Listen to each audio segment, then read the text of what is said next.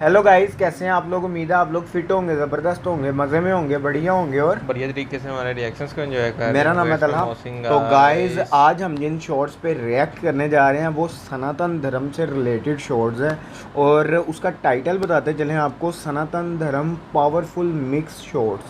तो guys in shorts में हमें क्या देखने को मिलेगा, क्या इससे हमें सीखने को मिलेगा, तो चलते वीडियो की तरफ और देते हैं रिएक्शन। एक्शन है भैया, एक्शन एक्शन। ओके मौसम भाई। तुम सब तो इसे अभी अभी मिली हो, मैं तो इसे बचपन से जानता हूँ।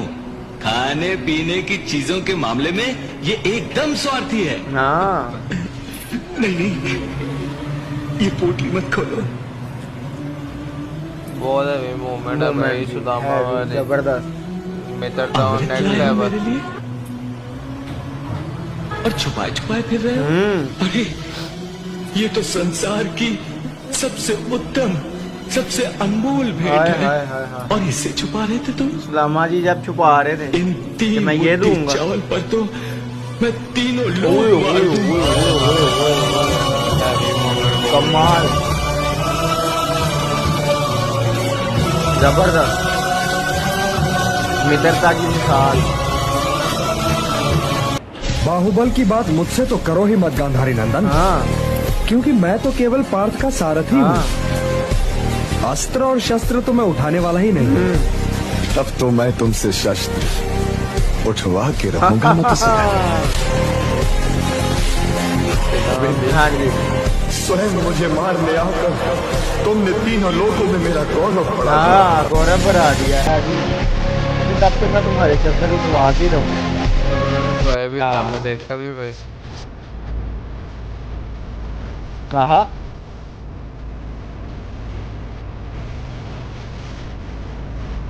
आते हैं हैवी।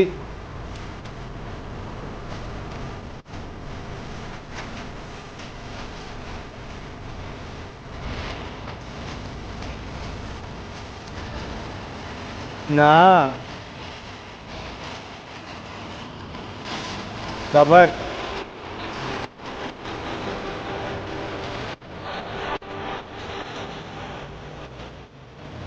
मनुष्य की फितरत कैसी है।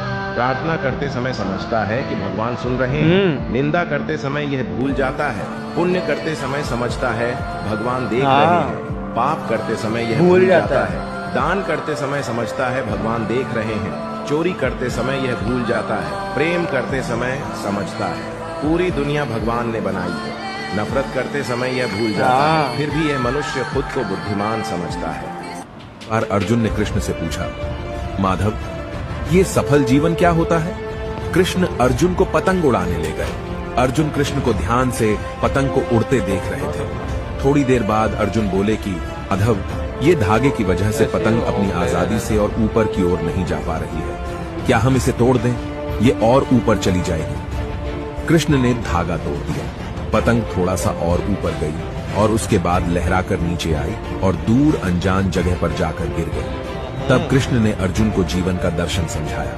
पार्थ जिंदगी में हम जिस ऊंचाई पर हैं, हमें अक्सर लगता कि कुछ चीजें जिनसे हम बंधे हैं वे हमें और ऊपर जाने से रोक रही हैं, जैसे घर, परिवार, अनुशासन, माता पिता, गुरु और समाज, और हम उनसे आजाद होना चाहते हैं। वास्तव में यही वो धागे होते हैं जो हमें उस ऊंचाई पर पहुंच गए। इन धागों के बिना हम एक बार तो ऊपर जाएंगे, परंतु बाद में हमारा वही हश्र होगा जो बिन गाइड की मिसाल से उन्होंने समझाया। निष्कर्ष, जीवन में यदि तुम ऊंचाइयों पर बने रहना चाहते हो तो कभी भी इन धागों से रिश्ता मत तोड़ना। मैं तुम्हें बांधती हूँ। हाँ लिटिल कृष्णा, ये मूवमेंट याद है आपको। मैंने तो ये रस्सी किस किस को याद है ये सीन। हाँ हमें याद है। अब इतनी लंबी ठीक है। बांधना नहीं।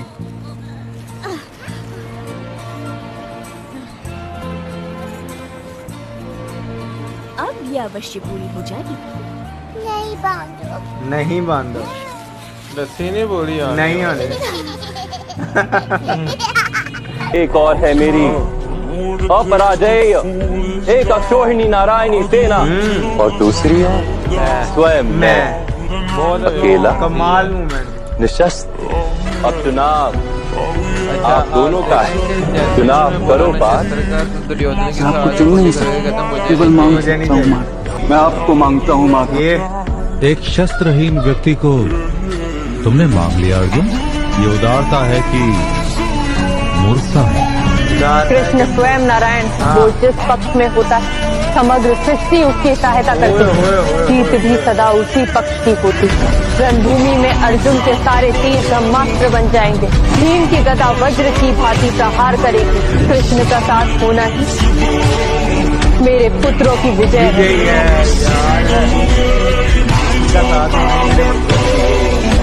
और ये कालिका हे पृथ्वी माता।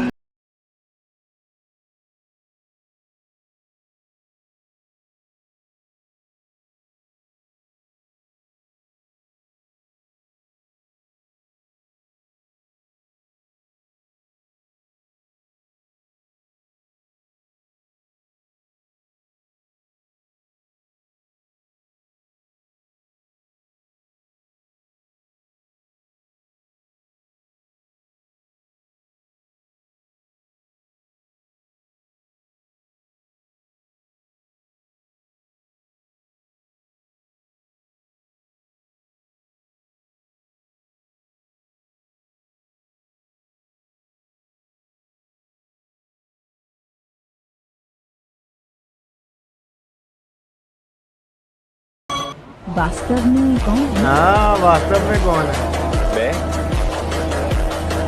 मैं तो गायों का रखवाला। मेरे मित्र मुझे गोविंद कहते हैं। Wake up to reality. मैं नवासुदेव कृष्ण। हे पार्थ, जैसे पवन के झोंके नाव को भटका देते हैं, वैसे ही कामनाएं बुद्धि को भटका देती द्रौपदी हैं। जी के इसलिए साथ हे बढ़िया महाबाहो, मोमेंट अपनी इंद्रियों को अपने वश में रखो। स्वयं ही उनके वश में न हो जाओ। पार्थ, ये बात ध्यान से सुनो और समझो कि जब संसार सोता है तब मुनि जागता है, और जब संसार जागता है तब मुनि सोता है। महादेव के भक्तों के साथ रहती हैं ये 3 महाशक्तियाँ। नंबर 1, भगवान नंदी। केवल महादेव की सच्चे मन से पूजा करना शुरू कर दो और नंदी महाराज प्रसन्न होकर आपके साथ रहेंगे। बताया जाता है अकेले नंदी महाराज देवताओं के राजा इंद्रदेव से हजारों गुना ज्यादा शक्तिशाली हैं। नंबर 2, काल भैरव। महादेव के उग्र रूप माता काली के स्वामी काल भैरव भी हमेशा आपके साथ रहेंगे अगर महादेव आपसे प्रसन्न हो। भूत पिशाच जिन वो सभी के राजा हैं। इनके होते हुए कोई भी नकारात्मक शक्ति आपका कुछ नहीं बिगाड़ सकती। नंबर 3, भगवान श्री राम। प्रभु श्री राम कहते हैं, शिव द्रोही मम दास कहावा सो नर मोही सपने हूँ नहीं पावा। यानी प्रभु राम कहते हैं, जो व्यक्ति महादेव को नहीं मानता वो मुझे भी नहीं पा सकता। और महादेव के भक्तों पर प्रभु राम की हमेशा कृपा बनी रहती है। और जहाँ श्री राम वहाँ हनुमान। तो बोलो हर हर महादेव। कलयुग की आयु कितनी है? 4,32,000 साल और अभी बीते हैं 5,123 साल, तो यानी कि लगभग 4,27,000 साल बाकी है। अब हम आते हैं कलयुग से जो पहले वाला युग था, द्वापर, फिर त्रेता, फिर सतयुग। तो द्वापर की आयु होती है 4,32,000 साल इंटू 2 यानी कि 8,64,000 साल। त्रेता होता है 4,32,000 इंटू 3 यानी कि 12,96,000 साल। और सतयुग होता है 4,32,000 इंटू 4 यानी कि 17,28,000 साल। तो जब हम इन चारों युगों को कैलकुलेट करते हैं तो बन जाता है 43,20,000 ईयर, 43,20,000 साल। और ये होता है एक चतुर्युग। तो जब ऐसा 1,000 चतुर्युग बीतते हैं, ऐसे 1,000 चतुर्युग बीतने के बाद ब्रह्मा जी का एक दिन बीतता है और उतनी ही ब्रह्मा जी की रात्रि होती है। और अब आप लगा लीजिए ब्रह्मा जी की 100 साल की आयु है, जब एक दिन इतना है तो उनकी आयु कितनी होगी आप खुद ही कैलकुलेट करके देखिए। यार ये कमाल मोमेंट थी मोहसिन भाई हैं।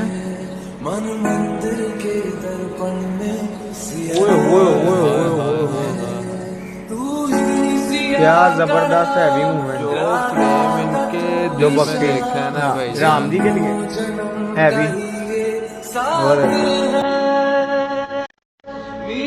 काका घूमने के लड्डू देना, बड़ी भूख लगी है, किंतु मेरे पास आपको देने के लिए धन नहीं है। धन नहीं तो यहाँ क्यों आए हो?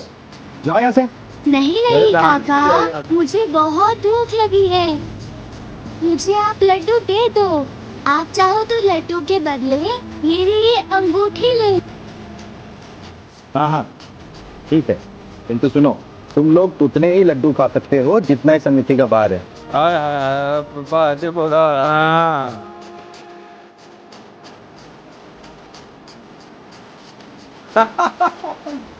कमाल मूवमेंट में लगी है। ताली ताली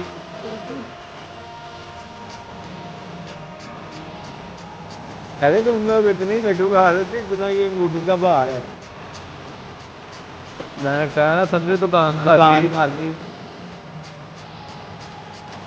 कमाल। अब रावण की मौत के बाद भगवान राम ने मंदोदरी को विभीषण से शादी का प्रस्ताव दिया। उन्होंने समझाया कि विभीषण के साथ मंदोदरी की जिंदगी बेहतर रहेगी। अच्छा। लेकिन मंदोदरी ने इस प्रस्ताव को अस्वीकार कर दिया।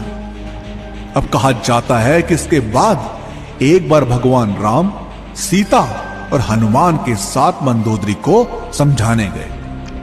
तब ज्योतिष की प्रकांड विद्वान मंदोदरी को महसूस हुआ कि धार्मिक और तार्किक तौर पर, नैतिक तौर पर सही देवर विभीषण से विवाह करना गलत नहीं होगा। अब ये महसूस होने पर उसने इस प्रस्ताव को स्वीकार कर मंदोदरी जी ने, और विभीषण से उसकी शादी हो गई। अगर ये हमें नहीं था पता बिना कि उसकी पत्नी कहाँ है, वो जीवित भी है या नहीं, या उसके साथ क्या हुआ है, अगर वो 3000 किलोमीटर दक्षिण तक चल कर जाता है तो इसका मतलब है कि वो उनके लिए बहुत मायने रखती है। उन्होंने अपनी प्रजा को उस स्त्री से ऊपर रखा जिसे वो बहुत बहुत ज्यादा प्रेम करते थे, और वो गर्भवती भी थी। ये उनके लिए छोटी बात नहीं थी, उनके लिए पूरी दुनिया थी, मगर फिर भी उन्होंने उसे जंगल भेज दिया। इसे नमन किया जाना चाहिए। आज उनकी पूजा इसीलिए की जाती है क्योंकि हालांकि जीवन ने उनके सामने एक के बाद एक मुश्किलें रखी, इस आदमी ने कभी नाराजगी नहीं दिखाई, नफरत नहीं दिखाई, कभी क्रोधित नहीं हुए, वो वैरागी भी नहीं बन गए। उन्होंने जीवन भर अपना निजी दुख और तकलीफ दिल में रखते हुए अपना हर कर्तव्य पूरा किया।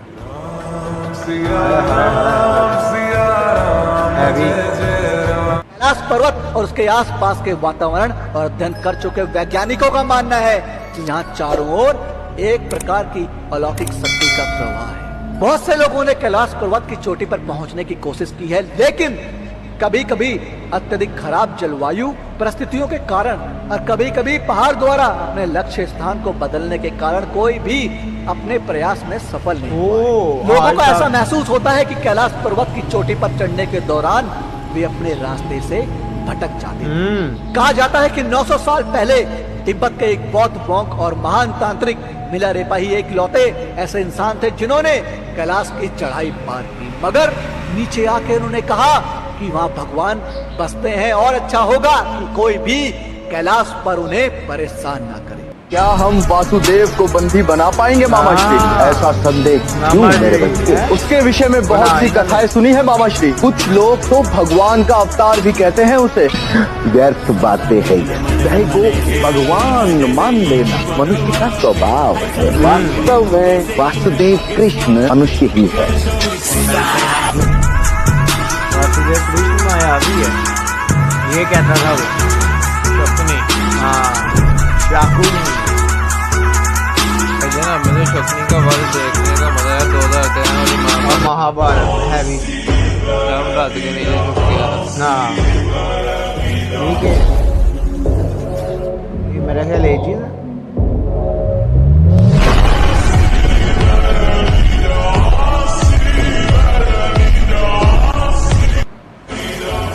अर्जुन 8.5, अच्छा दुर्योधन 9.2, भीम 15 है, घटोत्कच, रावण 84, कुंभकर्ण, मेघनाथ, हनुमान जी। दोस्ती का सबसे बड़का मिसाल अगर देखिएगा तो कर्ण और दुर्योधन का, शायद ही ऐसा मिसाल मिलेगा। कर्ण को पता था कि हम मरेंगे, ये युद्ध ही ना होता, लेकिन उसने कहा था कि मरने को कल छोड़ो, आज मर जाएंगे, लेकिन दुर्योधन को ना छोड़ेंगे। कृष्ण भगवान का ऑफर लेके आए थे उनके पास। कितना समझाए थे कृष्ण भगवान कि चल जाओ वहाँ पे, कुंती तुम्हारी अपनी ही माता है। कहे थे कि अपनी माता है। जो समय मेरा उम्र था कि माँ की छाती से लग के दूध पीने का, हमको गंगा में दहा दी, और आप बात करती है कि आज युद्ध आया है तो हम उनके बेटा हैं। हाँ, हमको जब मरने के लिए छोड़ दिया तो दुर्योधन ने पाला था, आज दुर्योधन को कैसे छोड़ देंगे? कृष्ण भगवान आप युद्ध का ऐलान कर दीजिए, जिएंगे तो दुर्योधन के लिए, मरेंगे तो दुर्योधन के लिए। ये जानते हैं कि आखिर ऐसा क्या हुआ था जब भगवान कर रहे थे स्त्री की रचना। अब दरअसल भगवान को स्त्री की रचना करते हुए 6 दिन बीत चुके थे 6 दिन और फिर भी रचना भी अधूरी थी। अब यह देख देवदूतों ने भगवान से पूछा कि हे भगवान, स्त्री की रचना करने में आपको इतना ज्यादा वक्त क्यों लग रहा है? तब भगवान ने जवाब दिया कि क्या तुमने इसके सभी गुण देखे हैं? ये मेरी वो रचना है जो हर हाल में डटी रहेगी। स्थिति चाहे कैसे भी हो, ये सबको खुश रखेगी, अपने परिवार और बच्चों को एक साथ प्यार देगी। इसमें बीमार होने पर भी कई घंटे काम करने की क्षमता होगी। देवदूत ने यह सुनकर कहा कि भगवान, आप तो महान हैं। इस रचना को आपने बहुत सोच समझकर बनाया है। जीवन का हर एक क्षण हमें कुछ न कुछ सिखा सकता है, निर्भर करता है हमारे दृष्टिकोण। अब मैं कह रहा हूँ कि इनसे रिलेटेड शॉर्ट्स लेकर मुझे नदी अत्यंत प्रिय है। हाँ, जो बड़ा ये अच्छा सीरीज लगता है मुझे नदी में सैर इनसे रिलेटेड शॉर्ट्स लेके आते हो। इसके नदी में सदैव कुछ नया होता है, कमाल है। ये कुछ भी पुराना लेके मजा नहीं आता है। बहती, सदैव बहती है, कभी नहीं रुकती। तब तक नहीं रुकती जब तक सागर में समा नहीं जाती। कुछ इसी प्रकार हमें भी अपना जीवन व्यतीत करना है नदी की भांति। हर क्षण नया है, तो उसी प्रकार जीवन जिए। कुछ भी पुराना इकट्ठा करके मत रखिएगा, बीती हुई स्मृतियों में स्वयं को खो मत दीजिए। ये जो वर्तमान है, ये जो क्षण है, यही सबसे अधिक श्रेष्ठ है। इसी में जीवन व्यतीत करें, नदी की भांति बहना सीख जाएंगे। आप सीख जाएंगे तो समझ जाइए, मुझे आप में सैर। महाभारत से ही सीखा है, जिनके साथ अपने पक्षपात करते हैं ना, उनके पक्ष में हमेशा भगवान रहते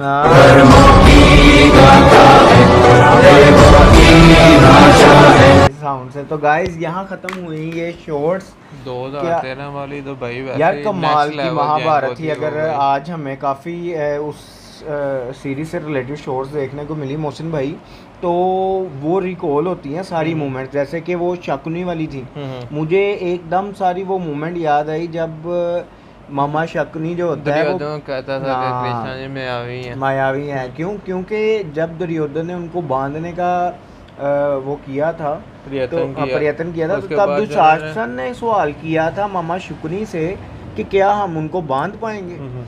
कहते मैंने तो सुना है कि कुछ लोग वहाँ उनको भगवान मानते हैं, तो हम उनको कैसे बांध पाएंगे। वो मोमेंट हमें इधर देखने को मिली जब द्रौपदी जी की फर्स्ट टाइम भेंट हुई थी कृष्ण। हाँ, वो कमाल की मूवमेंट थी। और वो मूवमेंट क्या हुई थी, उससे पहले द्रौपदी जी को रोका गया था या उनके लिए वो आगे आई थी द्रौपदी जी अपने पिता की रक्षा के लिए और उन्होंने कहा कि आपके पास तो बहुत शक्ति है। मैंने तो सोचा भी नहीं था। उन्होंने कहा ये कौन सी शक्ति जरा मुझे दिखाएं। उन्होंने कहा ये तो प्रेम है बस। तो तब ये पहली मूवमेंट हुई थी उनकी, ये पर्वत के पास, वो पर्वत पे थे। तो उसके अलावा और शॉट्स जैसे हमें वो यार हाइट्स में देखकर परेशान हो गया तलहा भाई। वो एक शॉट मुझे बहुत ही कमाल की लगी जिसके अंदर उन्होंने काइट की मिसाल दी। हाँ, वो अच्छी आप देखें कि जो आपके जीवन की ऊंचाई है वो आपके रिश्ते नातों के थ्रू ही है।